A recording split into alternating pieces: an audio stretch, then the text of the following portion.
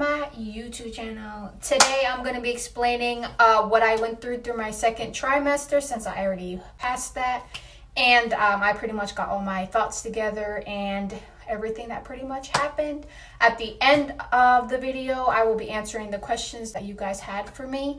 So if you guys are ready to hear what my second trimester was like, keep watching. So whenever my first trimester had ended and I started the first week of my second trimester, my nausea went away and my dizzy spells went away.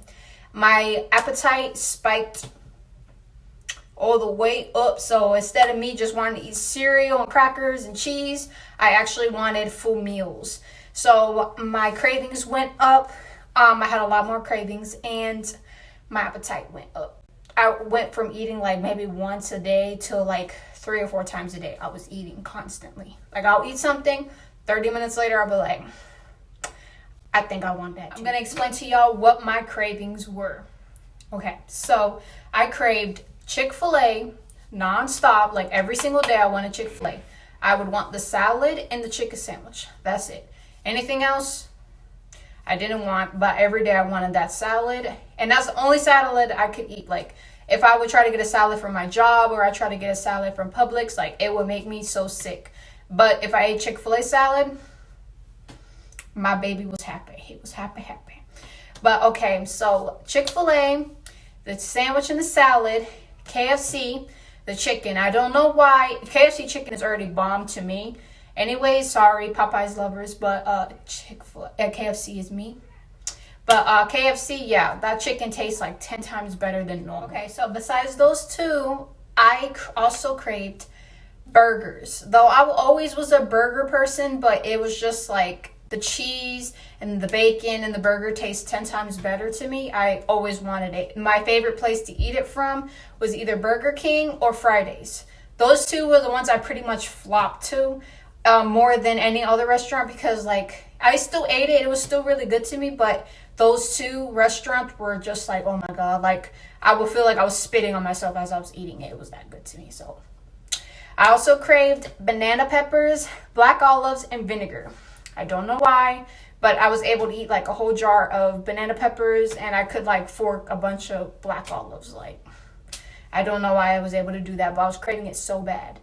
Okay, so not only I was craving black olives and banana peppers, being able to eat it out the jar, I was craving Italian subs, where I had all the Italian meat, all the cheeses, and I added the black olives and the banana peppers with a bunch of vinegar.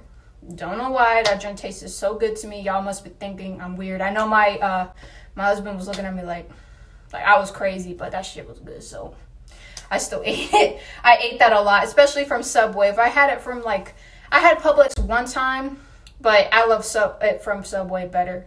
It tasted 10 times better to me. So I always ate that too, like constantly.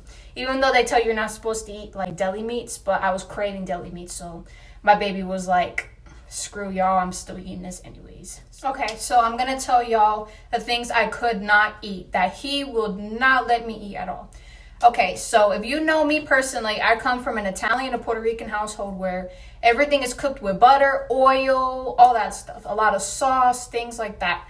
I could not eat anything buttery for the life of me. Anything oily for the life of me. I will try it here and there. But I'll try to have like, my mom will always make us butter steak with some rice. I made myself butter steak. When I tell y'all I was sick, like so sick, I was so sick. I felt like I've never threw up, like throughout my whole pregnancy. So far, I've never thrown up. But that stuff like had me inches from throwing up. Like it was so also gross. Always made us this one dinner that's called chicken cutlets, where she would beat an egg in a bowl, get the chicken tender and put it in there, and then bread it with some Italian breadcrumbs and fry it on the frying pan with a bunch of Italian oil.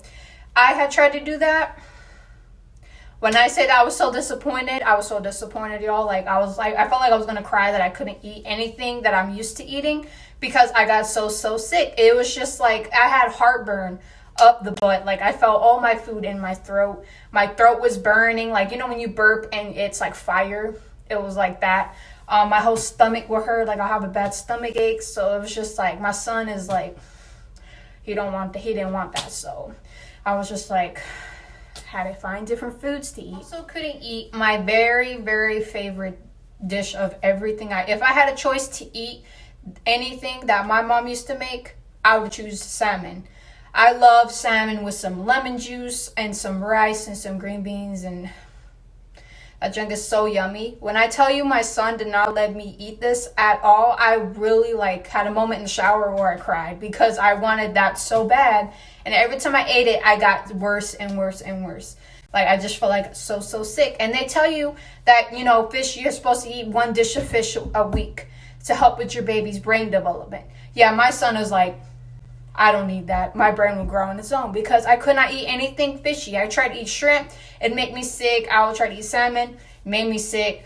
You're not allowed to have sushi or anything raw. So pretty much I was stuck in between salmon and shrimp, and they both made me sick. Even tilapia. Tilapia is similar to salmon. It's just not as, how do I explain that? Not as tender, I guess, as salmon. If you cook salmon in the oven and you go to cut it, it breaks easily. But tilapia, it doesn't really break as easy unless you I fried it with butter before, so it'll break that way. But tilapia is more stronger fish than salmon.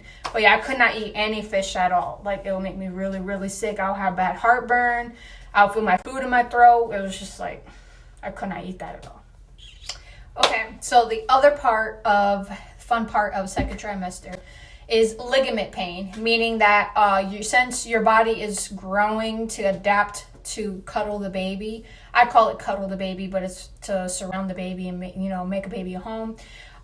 Is your skin stretches, your muscles are stretching, your bones are separating. So that's called ligament pain. That was for me, since I was a very, very small frame. I was 130 pounds when I found out I was pregnant. So my frame was so small, and my body was just expanding, and it was painful. There were days where I was just oh my goodness, I'm in so much pain. I just want to take a hot shower, which I did. Hot showers are your best friend. So I had cramps in my lower tummy, which is just my uterus stretching, and they always say that you're gonna have mini cramps. So I was kind of used to that. It wasn't really painful for me because I'm so used to having period cramps, so there would be really intense pain. So that was pretty much nothing to me. I had hip pain, which is my hips were separating. That was a little painful, but whenever I took a hot shower, it relieved it. Hot showers helped, even though they tell you you're not supposed to take any hot baths, any hot showers. You can't go in the hot tub. But a 5-minute quick hot shower, I need that for my muscles to relax, so it helps me. And lastly is breast tenderness. My breasts were very tender. My nipples were very tender. This is when you start noticing your areolas, the thing around your nipple starts to get darker, starts to widen, get bigger, all that fun stuff. You be having pepperoni nipples. Go ahead and rock those pepperoni nipples. That's what I'll be telling myself in the mirror. Okay, so anyways. Also, this is when milk development starts happening. For me, I noticed it towards the middle of my trimester. I wasn't leaking. I only leaked once, but it was only whenever I press on my breast and I squeeze it a little bit. That's when milk will come out. But so far even to this day, I still don't leak out my breast. So. Lastly is headaches. You get headaches, and when I say a headache, it's to the point where people's voices start hurting your head. The sounds of the wind, the sounds of the leaves, that type of headache. My head would hurt so bad that it was me trying to fall asleep was so painful. And I'm just why is my head hurting so bad? It was terrible headaches, and that junk will be every single day. It happened to me every day. So that was not fun at all. I hated that part. So I also want to mention this, I call it a strange thing that happened. I feel every pregnancy, every woman experiences a weird thing happening to them. For my weird thing, my son must have been laying on a nerve on my left side that paralyzed my leg. So my leg was I could not walk. Sitting down was so painful. Standing up was painful. Walking, everything was so painful. I tried everything. I had tried massaging it. I tried taking a hot shower.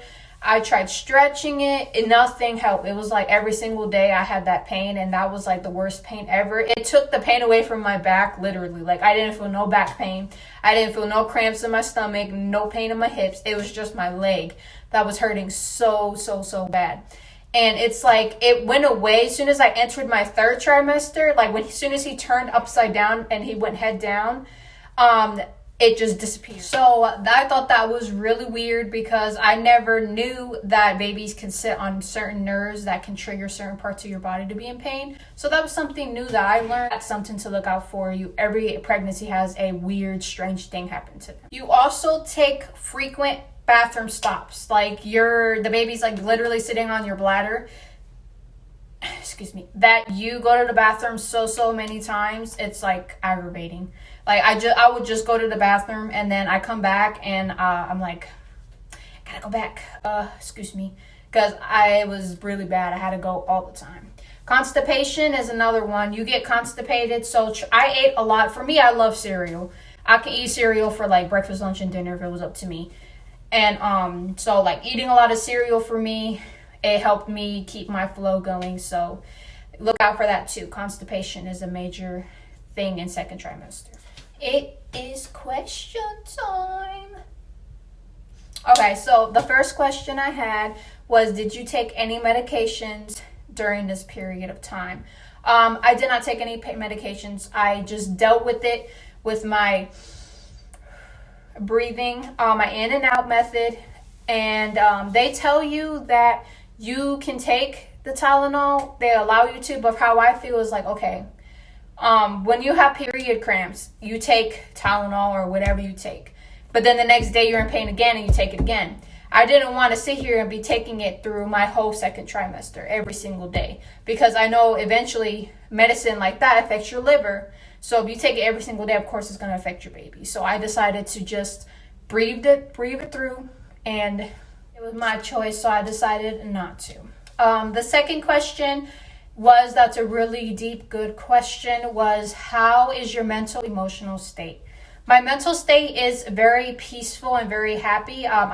Throughout my whole pregnancy so far, I did not have one suicidal thought, no depression thoughts, no bad thoughts, and nothing like that, like, oh, I wish I wasn't pregnant. You know, things like that. I never, ever thought of that. My whole pregnancy has been nothing but, happy and peaceful and exciting moments. So my mental state is pretty good. Now, I did get emotional, which is very, very normal in pregnancy, especially. Your hormones go up, and things that, didn't make you cry at one point in time makes you cry now. Or like special moments mean more to you than normal. Things that made me very emotional during my second trimester was wanting to know what my baby looked like, if my baby was okay, if my baby would be born healthy. My changing body also made me be a little sad that I was like, okay, like I can't fit into my clothes anymore. So it was kind of like something I was emotional about. But I was able to, adapt to my new body and, learn to love my developing mommy body. My body was going through a lot. It was changing dramatically. It was changing so bad. So I was so used to wearing like size 3, size 2 jeans, and I couldn't even get them past my knees. So things like that, it was exciting at the same time because I always wanted to be thicker. I always wanted to be able to go up in size. But then at the same time, it was like, dang, like I have no clothes. Like I have nothing to wear. So that's where it kind of made me sad a little bit, because it was just like I have nothing to wear. And me, I loved like dressing up. I love mixing and matching. I love fashion. So for me being bigger, it was just like, okay, how am I supposed to like make an outfit look good when my stomach is like pudgy? You know what I'm saying? But yeah, that was like an emotional moment for me where I just had to sit back and breathe. And I actually went on Instagram and looked at, pregnant women's styles. So things like that, it helped me. And it also helped me to start embracing my pregnancy body. So that was good. And the third question, I had already answered it previously, but I'll go ahead and re-answer it again. The question was, did you have any milk leakage? I did not. I only once I did, which was, I think it's because I kind of was like sleeping on my tummy and I was pressing on my breast, so it was just like making it come out. But the only time that I actually leak and it comes out is when I actually put pressure on my breast and I squeeze and it comes out. But otherwise it don't come out. That is everything that pretty much happened in my second trimester. If you guys have any more questions, feel free to message me and I will answer them for you. Thank you guys for watching. Stay tuned for my third trimester, which I will be posting whenever my son is born, so I can give you guys the full recap of what had happened for me and what to expect. So if you haven't already, please like and subscribe to my channel, and if you guys want to hit that little ding bell so you'll be notified whenever I do post another video. But thank you guys for watching.